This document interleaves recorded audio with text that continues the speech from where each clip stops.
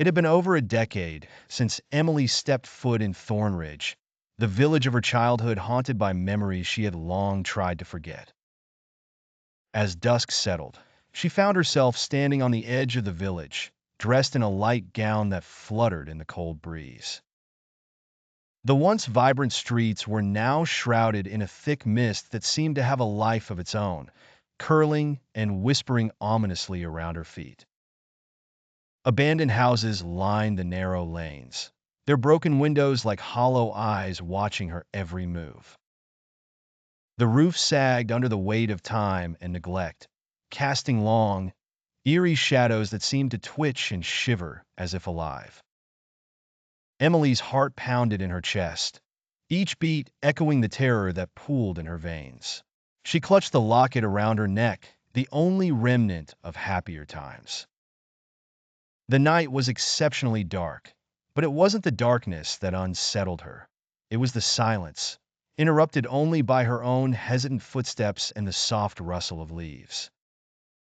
Suddenly, a blood-curdling screech pierced the silence, sending chills down Emily's spine. She spun around but saw nothing, only deeper shadows within the mist.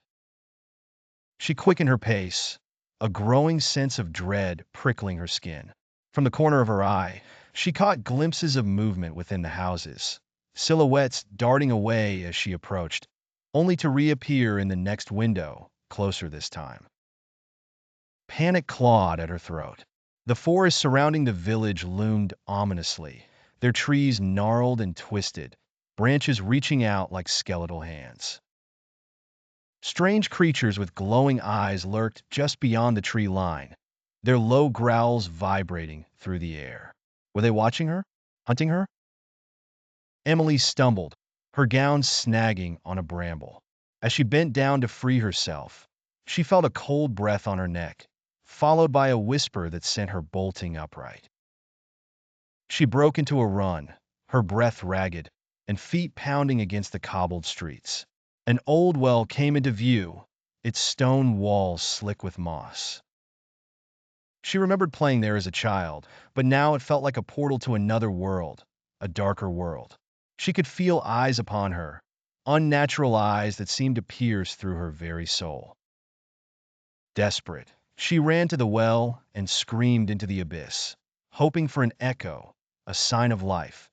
But all she received in return was a chilling silence that seemed to swallow her whole. As Emily backed away, something wet and cold wrapped around her ankle, pulling her down. She gasped, struggling against the invisible force, her screams swallowed by the night.